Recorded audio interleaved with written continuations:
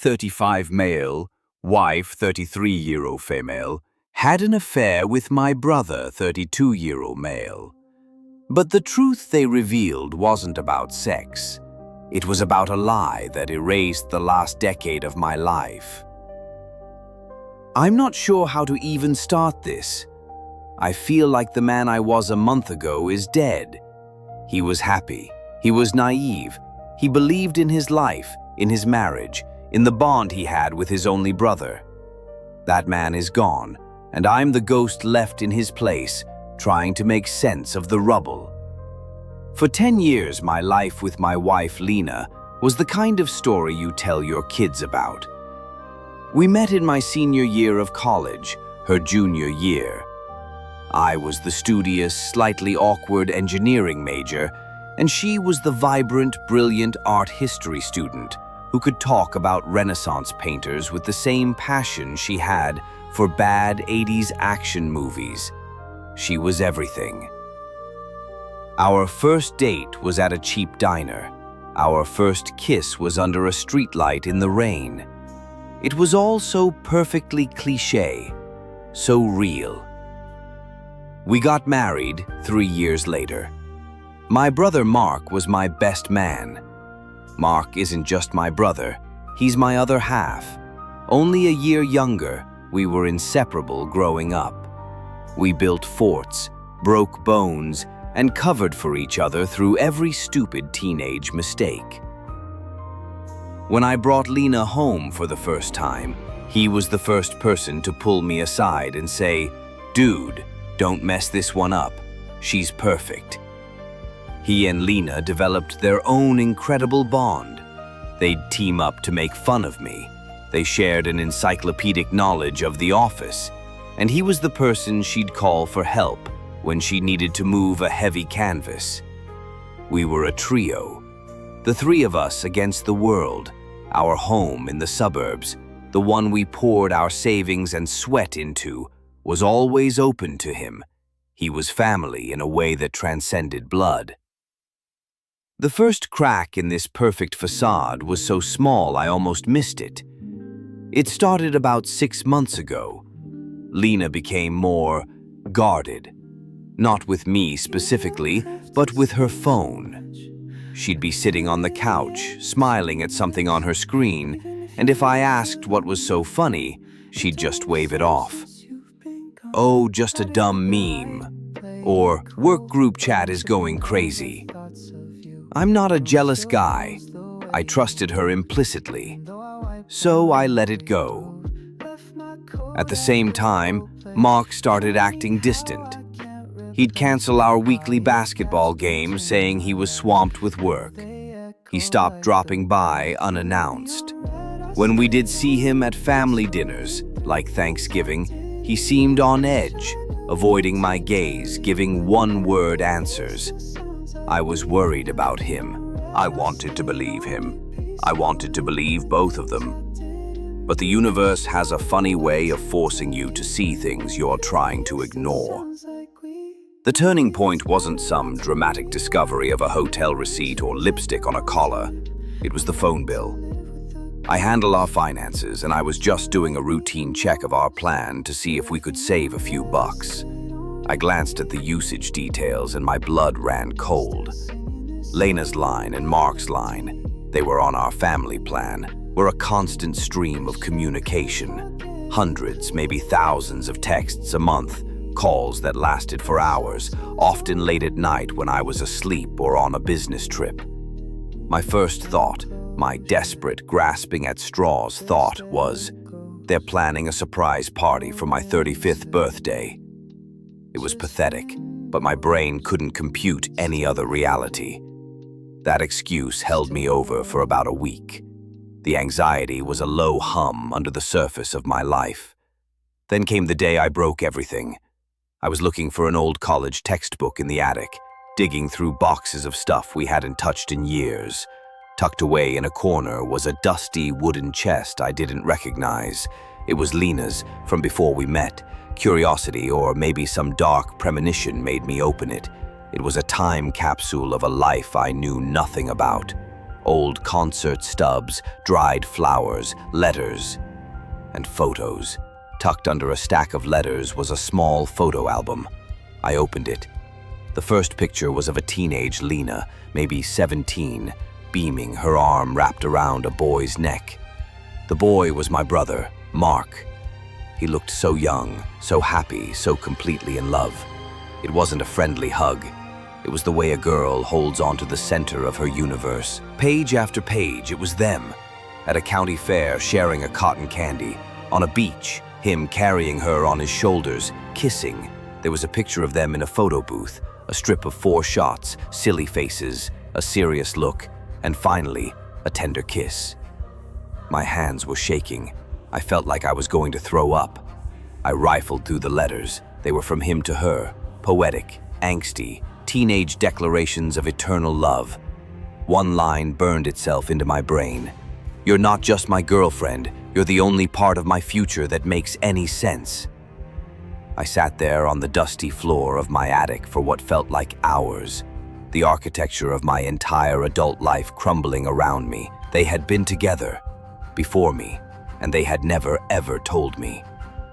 The phone calls, the texts, the secrecy, it all clicked into place with a horrifying, deafening snap. This wasn't a new affair. This was something ancient. I didn't confront them right away. I needed a plan. I couldn't scream, I couldn't break things, that would be too easy. It would let them off the hook. I needed them to see what they had done, to sit in the cold, hard reality of. 2 days later, I told them I was making a special dinner, a celebrate the trio night. They arrived together, laughing about something Mark had said in the car. They seemed so normal. My wife kissed me on the cheek. My brother gave me a hug. The hypocrisy was so profound, it was almost beautiful. We ate. I made small talk. I asked Mark about work. I asked Lena about her new art project. I watched them, every subtle glance, every shared smile. They were masters of their craft. After dinner, as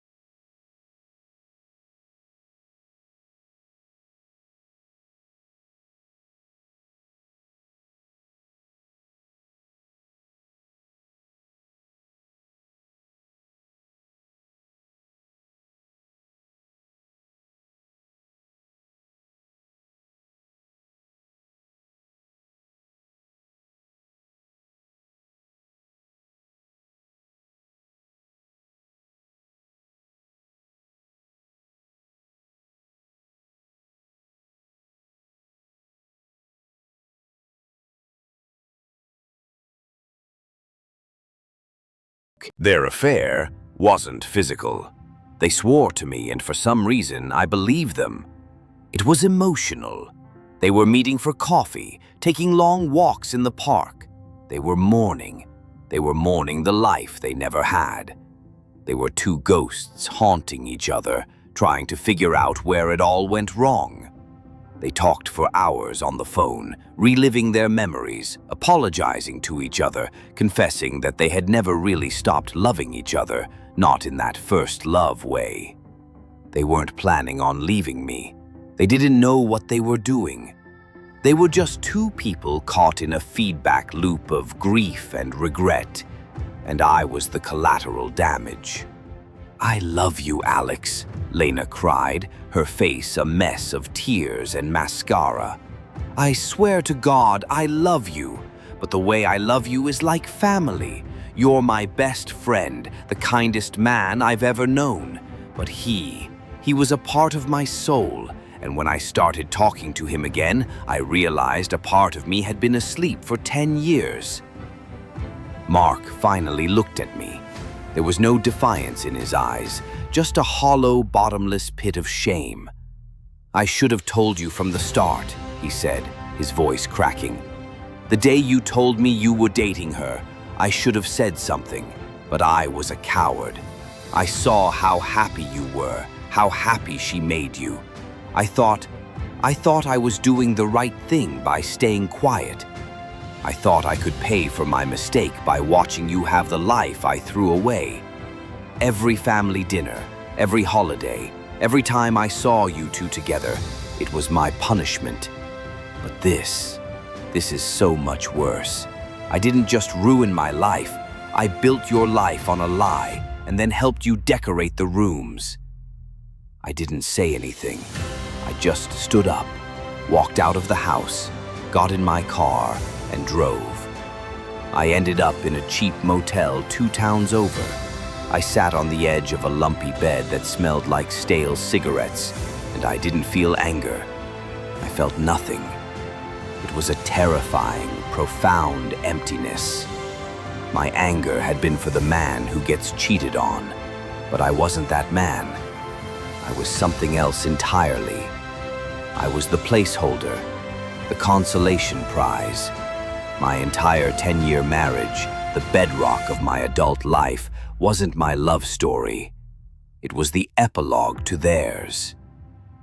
I've been living in a furnished apartment for 3 weeks now. We're getting a divorce.